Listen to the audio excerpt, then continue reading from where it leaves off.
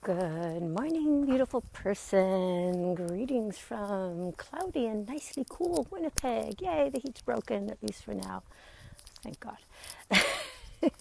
Anyway, my name is Hadassah Vitar. I am a life coach and a wellness advocate, and I help you make your self care easy and convenient. So, I have a question for you today. And that is, why do we want to live a long life anyway? Maybe you don't.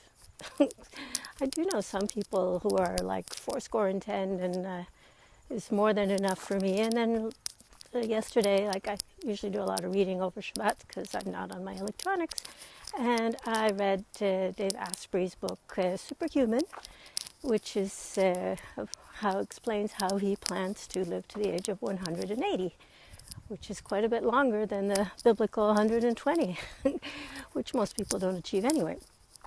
And the thing is that why do we actually want to do that? Like I was talking about this with my daughter, who's 17, and she said, I don't want to live to be 180. Or maybe it wasn't 180. Oh, we were talking about living, he's talking about possibly living forever, and she was like, I don't want to live forever. This is interesting.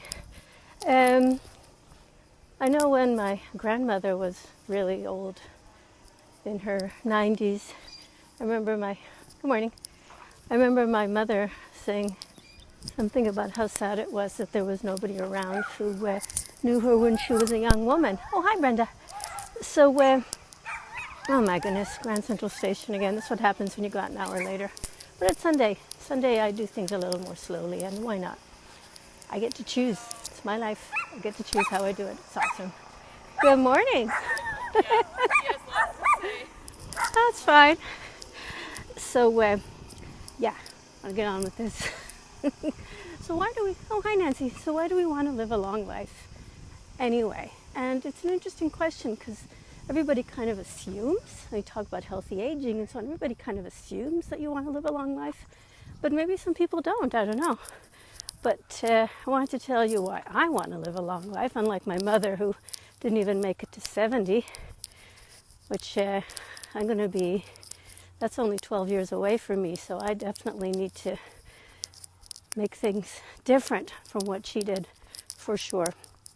So it's very simple, my reasons for wanting to live a long life, and a long, healthy life. That's the other thing.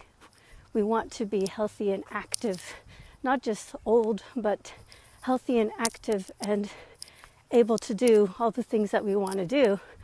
And my thing is like, I want to dance at my grandchildren's weddings. I don't even have grandchildren yet. I started late. My kids are starting late. I'm totally cool with that.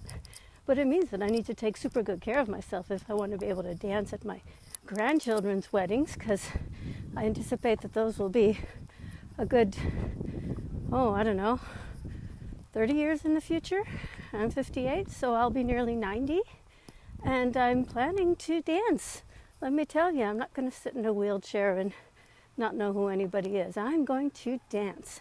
So here's the thing is that you need to, when you're doing all these things right now to make sure you are a vital old person later, delayed gratification is a difficult concept. I mean, the concept isn't hard, but doing it can be hard for a lot of people, especially young people who can't even see that far ahead.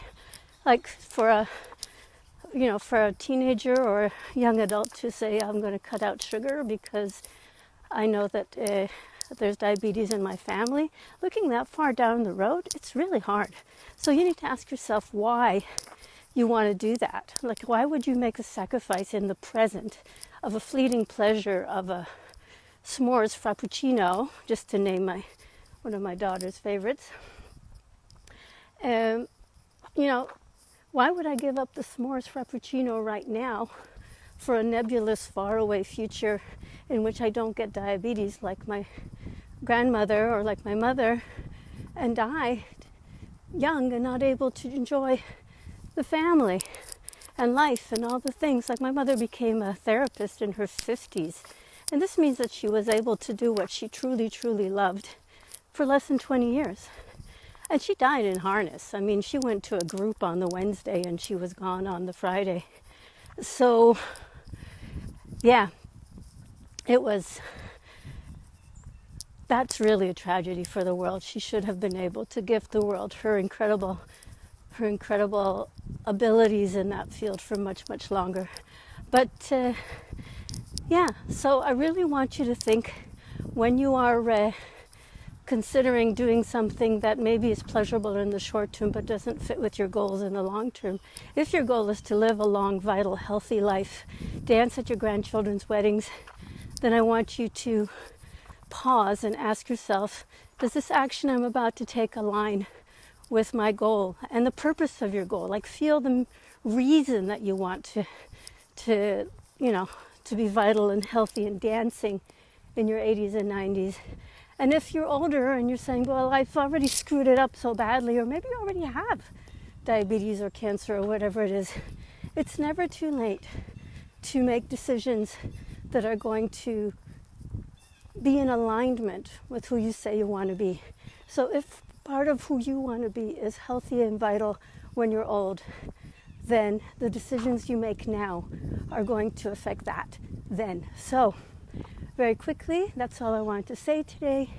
If you like this sort of mindset stuff, then I have a mailing list in which I send one email a week talking exclusively about mindset stuff. I don't talk about the other things there. Drop me a message if you'd like to be part of that. So have a great day. Remember, I love you. Talk to you again soon. Drop me a message if you want to be part of that mailing list. Bye.